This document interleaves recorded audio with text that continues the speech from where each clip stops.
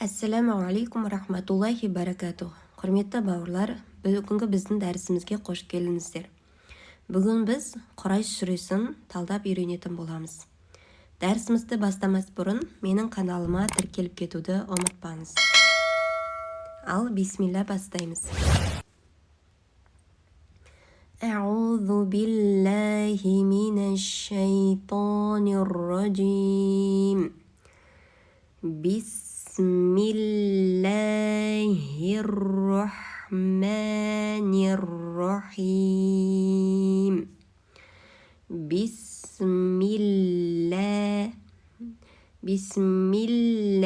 Екі ләмді шығарамыз. Көп кісілер осы жерде екі ләмді шығаруды шығара алмай жатады. Және де бисмилла екі созамыз, е? Бисмилла, яғни Аллах сөзін оқыған кезде өзінің қағидасы бар, яғни мына жерде ләмді екі созуымыз керек. Бисмилла, екі созамыз. Бисмиллахирға қосамыз. Бисмиллахиррахманиррахим.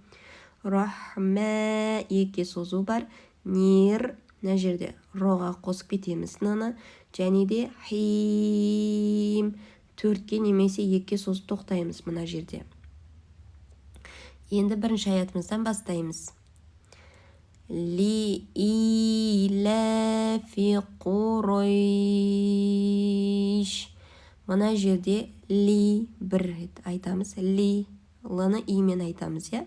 Сосын мынау хамза тұр. Хамзадан кейін бізде яй келіп тұр. Яғни, яйдың үстінде еш себеп жоқ болғандықтан мәт болып кетеді. Сол себептен и деп не істейміз? Бірге қосамыз, екіге созамыз. Илә. Мына жерде үтір тұрғандықтан, мына ләмнің әсін не істейміз? Екіге созамыз. Ли иләфи Құрайш. Мына жерде төртке созып тоқтаймыз. Яғни, яй әріпінің үстінде сукун тұрғандықтан, және алдыңғы әріпі бізде фәтхамен келгендіктен, бұл бізде мәт лин болады, яғни төртке созып тоқтауымыз керек. Сонда тоқтаған кезде Құрайш. Бұны жоғары жақтан барып созамыз, е? Бұл жерде көп адамдарда негізі осы яйға шәдда беріп жатады. Құрайш деп. Бұл қате. Құрайш. Бір иді аламыз да, соны созып алып кетеміз. Құрайш. Екінші аят. Илафихим рихлата шитаи вассойф. Мына жерде и екі созамыз, ла екі созамыз. Фихим. Илафихим. Мына жерде мына белгін көріп тұрсыздар ғой. Яғни екі созудың белгісі. И деп екі созамыз. Сосын ла екі созуына үтір тұрғандықтан, бұл жерде де екі созу белгісі бар деген сөз. Яғни екі созамыз екі жерінде. Илафихим рихлата шиңға түсеміз. Рихлата шита. Мына жерде төртке созамыз. Өйткені мәт әріпінен кейін хамза келіп тұр. Бұл мәт мұттасыл, яғни бұл жерде екіге созу жерге болмайды. Төртке немесе беске созу міндет болып келеді. Рихлата шита ивассойф. Мына жерде де ивассойф.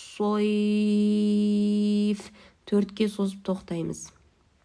Бұл жерде де мәтлин, яғни сукунду яйдың алдыңғы әріпі фәтхамен келіп тұр, және тоқтауға байланысты бұл жерде не істейміз?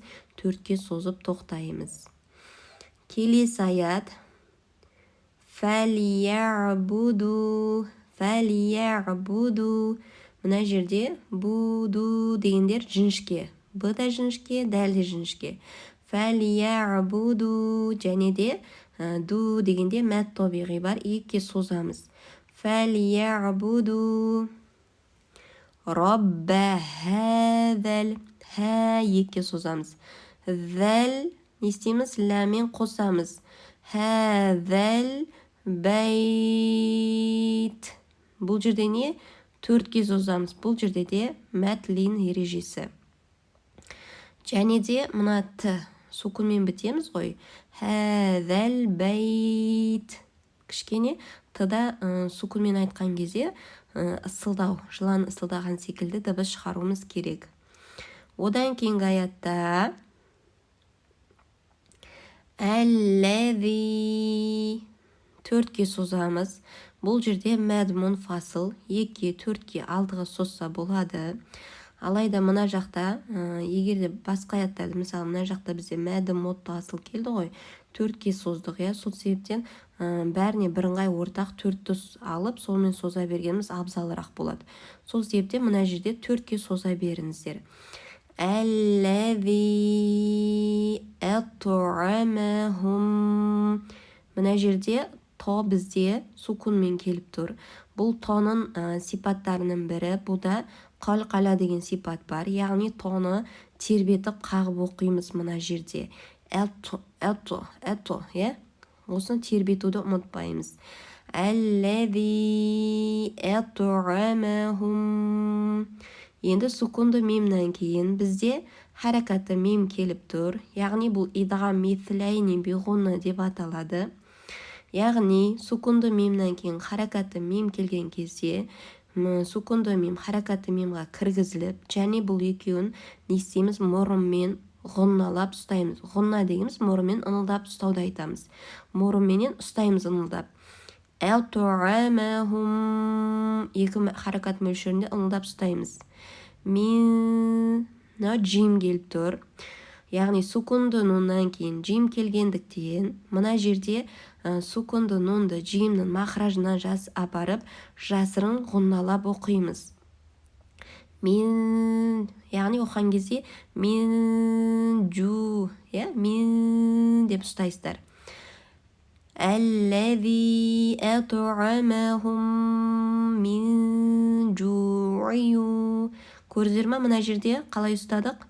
Әтуамахум мин. Осыларды ұстауды ұмытпаймыз ғұнналап. Мин жу'ю, жу'ю, жу'ю, жу'ю. Ва әманахум. Енді мына жерде бізде тәнуин ин келіп тұр. Тәнуин иннен кейін бізде вау әрпі келіп тұр. Яғни сукундунун немесе тәнуиннен кейін бізде вау әрпі келетін болса, мынау тәнуин ин, ин деген кезде бірінші и айтылады, екінші ны айтылады. Соны нысын вауға айналдырамыз. Жу'ю, жу'ю, жу'ю деп оқылады сонда. Жу'ин деп оқымаймыз. Жу'ю деп вауға ауыстырамыз. Жу'ю ва әманахум. Мына жерде деп мәт бәдәл. Яғни екке созамыз. Ва әманахум. Мына жерде жаңағы идғам мисләйни биғуна. Сукунды мемнен кейін харакатты мем келіп тұр. Екеуін естейміз, шада келген кезіне мұрынмен ғұнналап ұстаймыз. Ва әманахум мин хауф. Әманахум мин хауф. Мынау сонда да мәтлин болады, яғни төртке созып тоқтаймыз. Және де мына жерде мин, яғни нунда анық оқып жатырмыз. Неге? Өйткені сукунды нуннан кейін бізде хо әрпі келіп тұр. Хо бізде бұл изхар әрпі. Яғни изхар әрпі сукунды нуннан кейін келсе, онда нунды ашық анық өзін оқимыз. Ал енді басынан бастап оқимыз. Сіздер мұқият тыңдаңыздар. Бисмиллахир-рахманир-рахим. لإيلاف قريش إيلافهم رحلة الشتاء والصيف فليعبدوا رب هذا البيت الذي أطعمهم من جوع وآمنهم من خوف. осымен біздің дәріс бітті. Келесі менің дәрістерімді жіберіп алмау үшін менің каналыма тіркелуді ұмытпаңыздар. Алла қаласа пайдалы дұғалар және де келесі сүрелердің талдауын шығаратын боламыз. Сол себепте менің каналымды жоғалтып алмау үшін менің каналыма тіркелуді ұмытпаңыз. Астында подписаться дегенді баса кетіңіз. Ассаламу алейкум ва рахматуллахи ва баракатух.